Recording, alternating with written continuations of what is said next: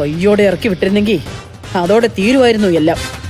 ഇപ്പോഴായിരുന്നെങ്കിൽ ഇന്ദ്രനും സത്യനും സോനയും എന്റെ തീരുമാനത്തിനൊപ്പം നിൽക്കുമായിരുന്നു. ഹർഷ പറഞ്ഞതുകൊണ്ടുകൂടിയാ ഇറക്കി വിടണ്ടെന്ന് വെച്ചത്. അത് അബദ്ധമായോ?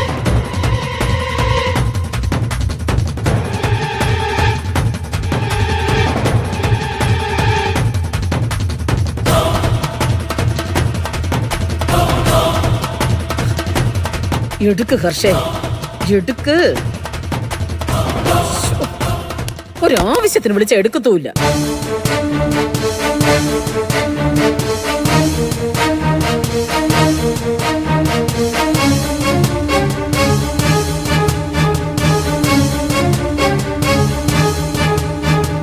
മക്കളുമായിട്ട് ഒന്നുകൂടി ആലോചിച്ച് അയാളെ ഉടനെ എങ്ങോട്ടെങ്കിലും ഒന്ന് മാറ്റിയാലോ? അതായിരിക്കും നല്ലത്.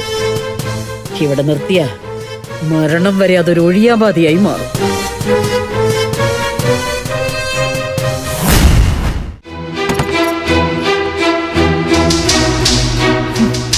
അമ്മ കഴിക്കുന്നില്ലേ? എനിക്ക് എല്ലായിടത്തും ഒതുക്കി വെക്കണം. എനിക്കിപ്പോ ഒന്നും വേണ്ട. ഊണ് കഴിക്കാൻ പറ്റിയ സമയമാണല്ലോ ഇത്. വേണ്ടെങ്കി വേണ്ട. സോനെ,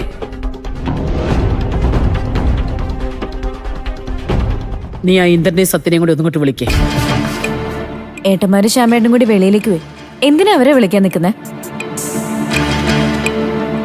എന്റെ മക്കളും 3 പേരും എന്റെ കൂടെ നിൽക്കേണ്ട സമയത്ത് നിന്നല്ലോ.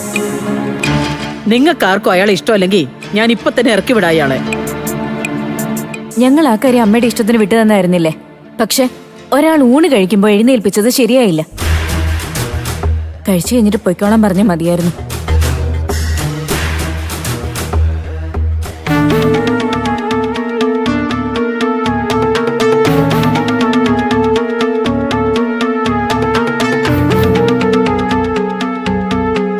അയാളോട് ഞാനത് ചെയ്തതിൽ ഒരു തെറ്റുമില്ലടി.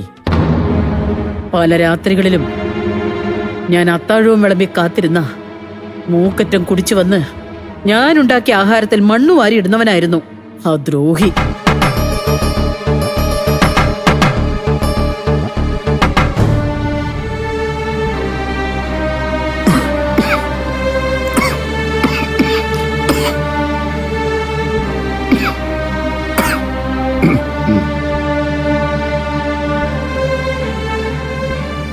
നിങ്ങളൊക്കെ അപ്പോഴത്തേന് ആഹാരവും കഴിച്ച് ഉറങ്ങിക്കാണും.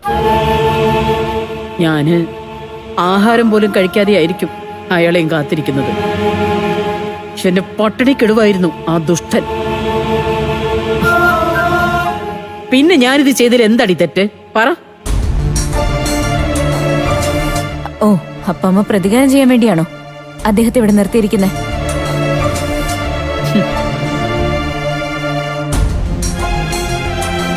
അതെടി, അയാൾ ഇവിടെ തുടരുന്നിടത്തോളം എന്റെ പ്രതികാരം ഞാൻ തുടർന്നുകൊണ്ടേയിരിക്കും. അത് സഹിക്കാതെ അയാൾ ഈ വീട് വിട്ട് എങ്ങോട്ടെങ്കിലും ഓടിപ്പോണം. ഒരിക്കലും തിരിച്ചു വരാത്ത ഏതെങ്കിലും നരകത്തിലേക്ക് ഞാൻ തന്നെ അയാളെ അങ്ങോട്ട് പറഞ്ഞയച്ചിരിക്കും.